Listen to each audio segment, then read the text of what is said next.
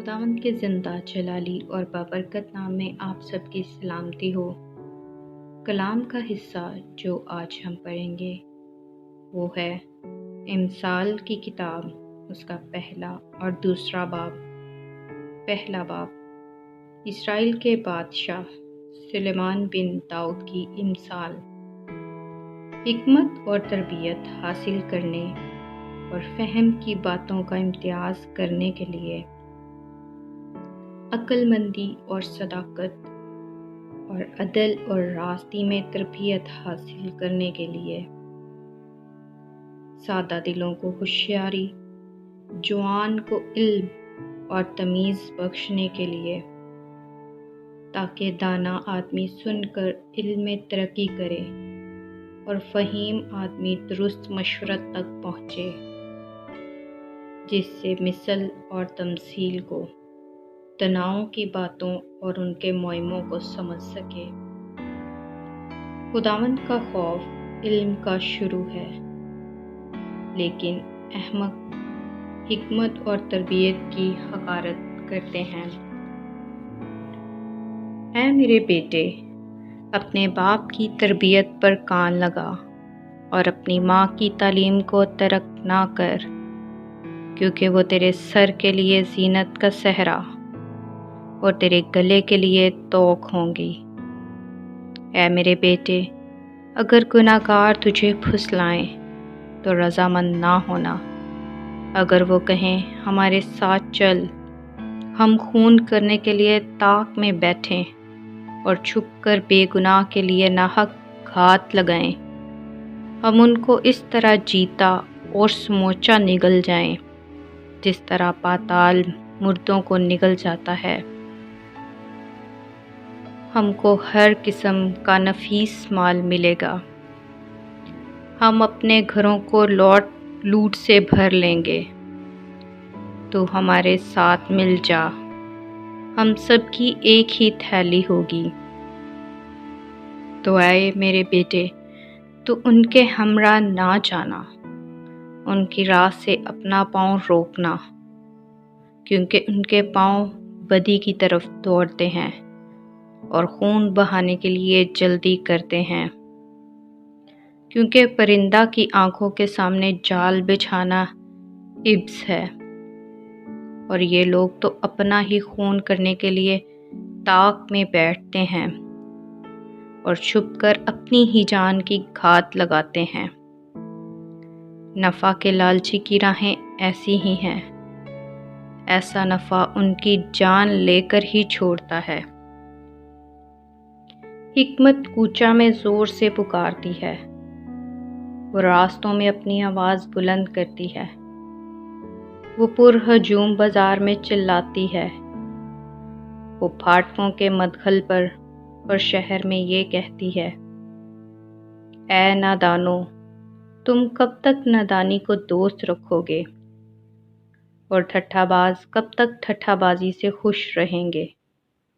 اور احمق کب تک علم سے عداوت رکھیں گے۔ تم میری ملامت کو سن کر باز آؤ، دیکھو میں اپنی روح تم پر انڈیلوں گی، میں تم کو اپنی باتیں بتاؤں گی،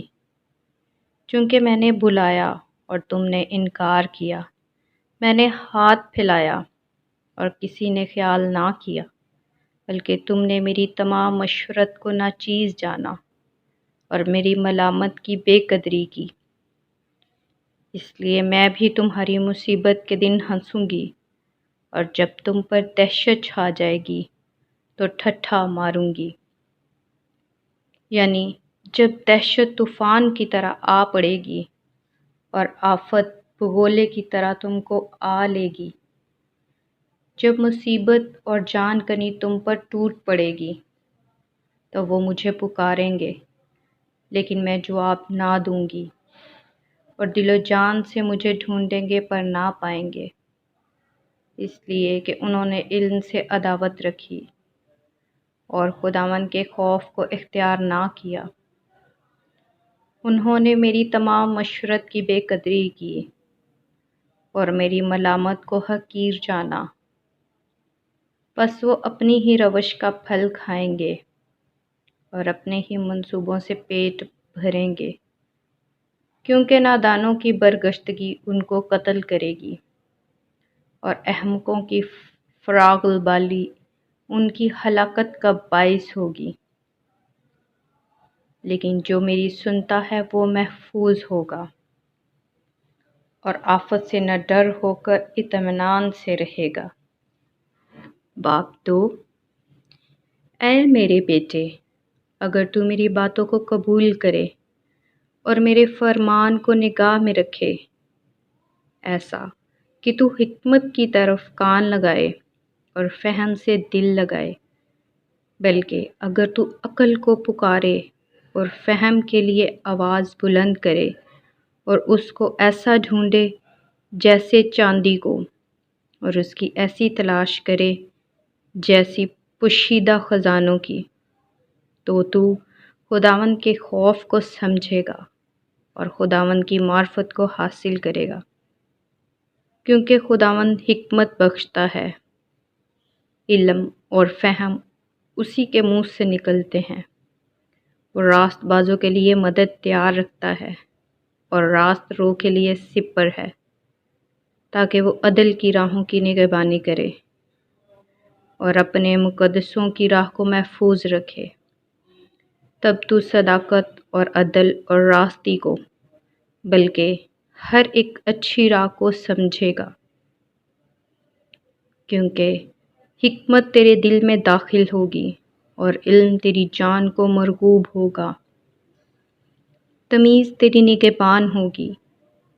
फ़हम तेरी हिफाजत करेगा,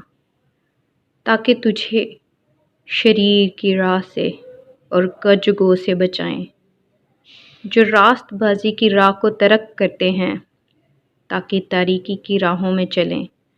जो बदकारी से खुश होते हैं और शरारत की कजरवी में खुश रहते हैं, जिनकी रविशें नाहमवार और जिनकी राहें टेढ़ी हैं, ताकि तुझे बेगाना औरत से बचाएं, यानी चिकनी चुपड़ी बातें करने वाली पराई औरत से, जो अपनी जवानी के साथी को छोड़ देती और अपने खुदा के अहद को भूल जाती है, क्योंकि उसका घर मौत की तराई पर है और उसकी राहें पाताल को जाती हैं। जो कोई इसके पास जाता है वापस नहीं आता और ज़िंदगी की राहों तक नहीं पहुंचता, ताकि तू नेकों की राह पर चले